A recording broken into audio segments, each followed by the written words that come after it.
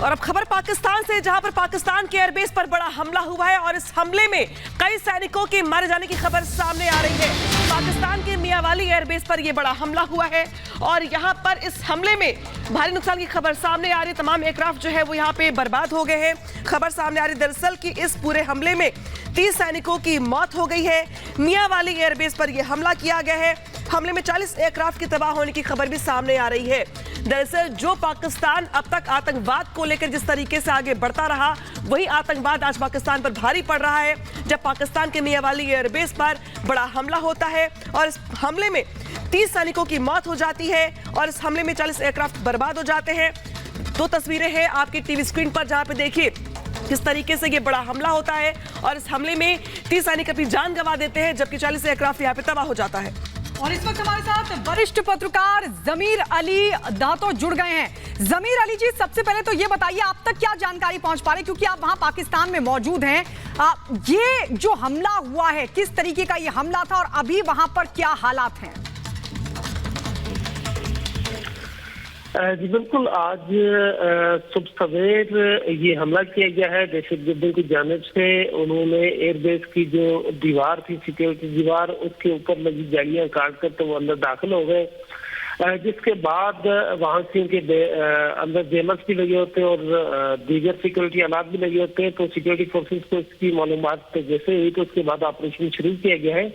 अब तक की जो कंफर्म मालूमात है उसमें 6 दहशतगर्दों के मारे जाने की इत्तलात हैं, जिसमें 3 एयरबेस में दाखिल होने से पहले ही मार दिए गए थे। तमाम 3 दहशतगर्द एयरबेस में दाखिल होने में कामयाब हो गए थे, जिनको अंदर इस वक्त जो सर्च ऑपरेशन उसमें मार दिया गया है। इस वक्त जो इतलात मिली है उसमें 3 एयरक्राफ्ट है जिनको नुकसान पहुंचा है, जिसके एक जो फ्यूल बाउजर था उसको भी नुकसान पहुंचा है।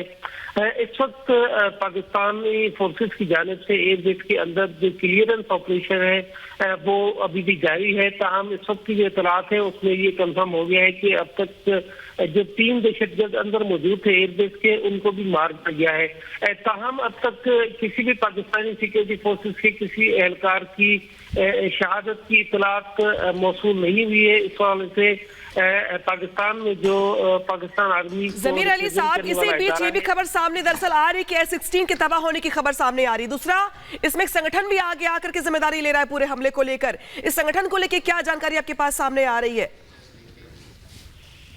जी बिल्कुल, पाकिस्तान में जब से ये तालिबान की गवर्नमेंट बनी है उसके बाद छोटे छोटे ग्रुप्स में मुख्तलिफ दहशतगर्द गिरोह जो है वो नुमाया हुए हैं, जिसमें आज जिस अल जिहाद ने इसकी जिम्मेदारी कबूल की है वो भी शामिल है। इस तरह बहुत सारे छोटे छोटे ग्रुप्स हैं। इससे पहले आपको पता है कि लड़ाकू विमान वहां पर मौजूद था हमले के बाद, जिस एयरबेस पर यह हमला हुआ है।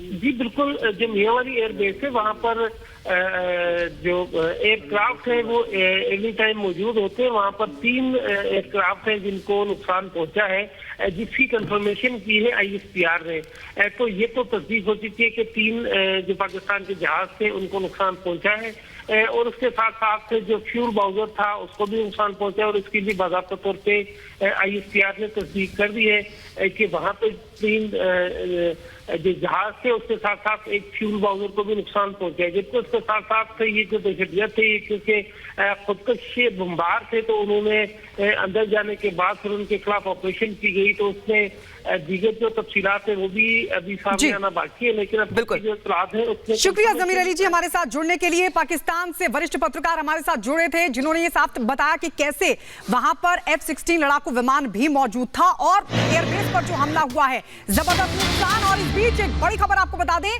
तहरीक-ए-जिहाद ने इसकी जिम्मेदारी ली है। पाकिस्तान ने इसकी जिम्मेदारी ली है। पाकिस्तान एयरबेस पर जो हमला हुआ है, हमले की जिम्मेदारी लेने के लिए तहरीक-ए-जिहाद पाकिस्तान नाम का संगठन सामने आया जिसने इस एयरबेस पर हमले की जिम्मेदारी ली है। और हमारे साथ